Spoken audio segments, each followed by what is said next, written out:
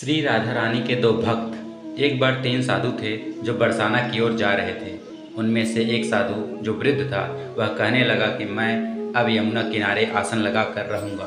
तुम दोनों जवान हो इसलिए तुम आगे चले जाओ। जब दोनों युवा साधु चलते चलते बरसाना के निकट पहुँचे तो कहने लगे कि अब हम श्री जी के गांव में पहुँच जाएंगे। एक तरह से हम राधा रानी के मेहमान हुए, इसलिए हम बरसाना में भिक्षा नहीं मांगेंगे। राधा रानी के मंदिर में आरती के समय जो प्रसाद मिलेगा वही खा लेंगे, और अगर कोई भोजन करवा देगा तो कर लेंगे, अन्यथा किसी से मांगेंगे नहीं। दोनों साधुओं ने मजाकिया लहज में ऐसा कह दिया। मंदिर में पहुंचकर राधा रानी के दर्शन किए, मंदिर में आरती देखी और उत्सव का आनंद लिया। दोनों ने सोचा कि राधा रानी के मेहमान हैं, इसलिए भिक्षा तो नहीं मांगेंगे, इसलिए बिना भोजन किए ही सो गए। उसी रात राधा रानी ने स्वप्न में मंदिर के पुजारी जी को जगाया और कहने लगी कि मेहमान भूखे हैं और आप चैन से सो रहे हैं। पुजारी जी आश्चर्य से कहने लगे कि मेहमान कहाँ हैं। राधा रानी कहने लगी कि 2 साधु हैं जो बिना भोजन किए सो गए हैं। पुजारी जी जल्दी से उठे और साधुओं को ढूंढकर उन्हें जगाया।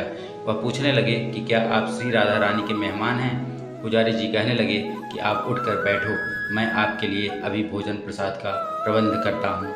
पुजारी जी मंदिर में जो भी उत्सव का भोज प्रसाद बचा था, लड्डू, खीर, रसगुल्ले और जो भी भोग प्रसाद बचा था, जल्दी से दोनों को परोस दिया।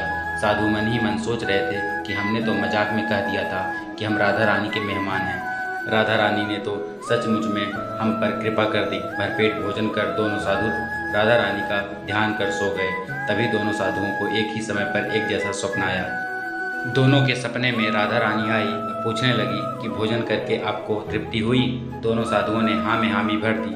राधा रानी मुस्कुराते हुए कहने लगी कि पुजारी जी ने तुम दोनों को भोजन तो करवा दिया, लेकिन पान के बीड़े का प्रसाद देना ही भूल गए।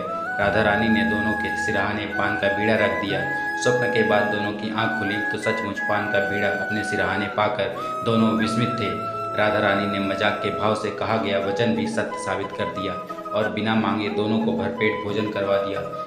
सचमुच में बहुत करुणामयी हैं श्री राधा रानी।